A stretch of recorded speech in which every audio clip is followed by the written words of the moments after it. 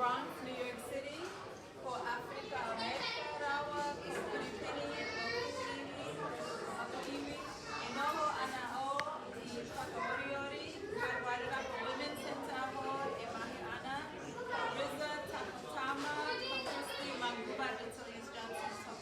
The Wairarapa Women's Center is one of our formative institutions in the Wairarapa. We work to meet the needs of groups who would otherwise find barriers to accessing social services, and we aim to work alongside communities to reach solutions like today. We work with self-determination, intersectionality, activism, and leadership. Strategic priority areas to include honoring Tetiniti, Te Aumari, Tangata Whenua, environmental sustainability that demonstrates our care for the living environment and the generations to come, diversity, equity, and inclusion, and honoring diverse expressions of gender and sexuality beyond the binary, and respecting the autonomy of disabled and differently abled women. What we do is hold space for different communities that we don't see in the room today. So just be mindful of those who are not with us in the space.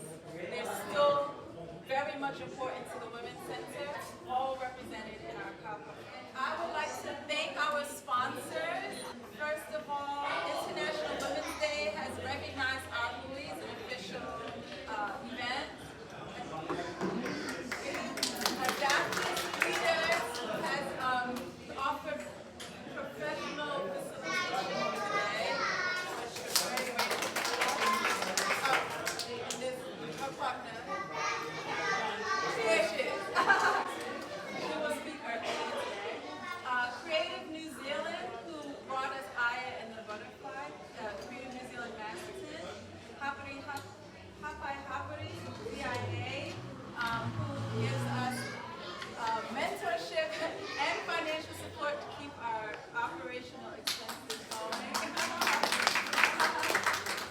And Trust House Lunches, who providing catering for us today. And the Trust House Foundation, who lends us this beautiful venue for the day. Welcoming communities in the Masterton District Council, who's been partnering with us to also develop programs and help us connect with diverse communities throughout the region. So, thank you. I want to just call out our board. They're so distinguished. I can't go into all of it right now. But this is Yasasi. She's amazing. Kenny. Emma is working with the young people in the back.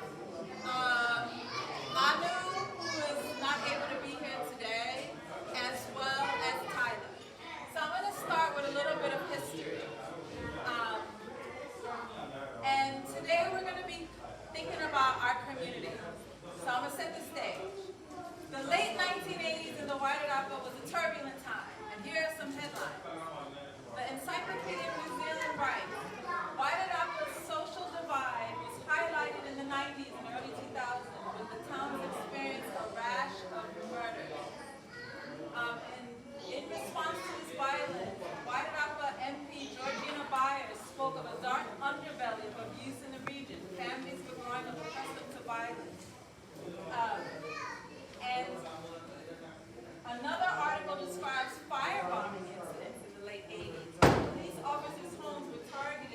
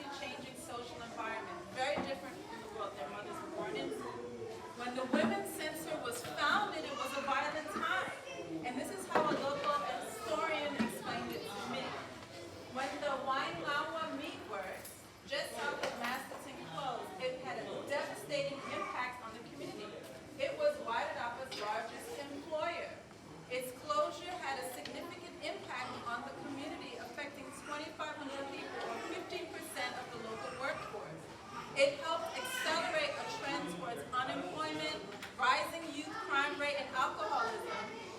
Domestic violence was also on the rise. All of a sudden, women had to work together. So that was a direct quote. The Wairarapa Resource Center became a hub.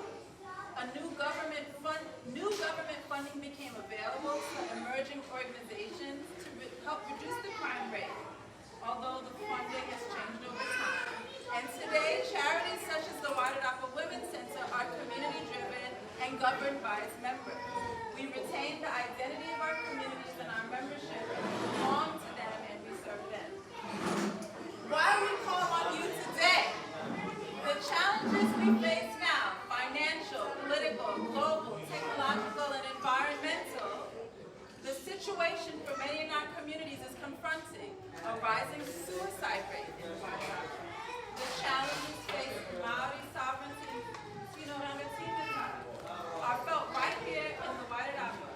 Gender-affirming health care is under public consultation, and there's discriminatory profiling of our youth.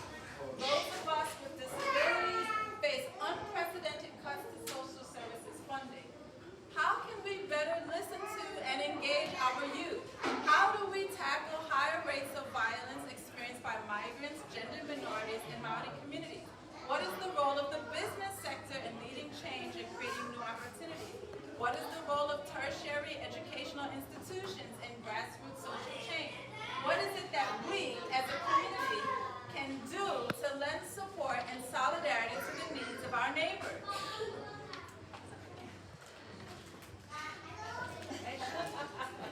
Although we may find the economic situation bleak, since last year, our children's school lunch program is critically underfunded. Days before Christmas, the Trust House school lunch program lost 45 jobs. But we still find a way to provide for one another. Shout out to the Trust House school lunch program, who's going to provide all the catering for today. That's right. I think that now, as much as ever, the Women's Center is needed, and we are needed. So my intention in inviting everybody here today is to figure out what we can do concretely to make it better. So that's an action activity. I have invited inspirational Wakine today to inspire you and make you feel like we can actually do this. We have all these amazing women gathered here today, and we can figure something out concretely by the end of today. We're going to solve at least one problem. I don't know. Thank you so much for your time.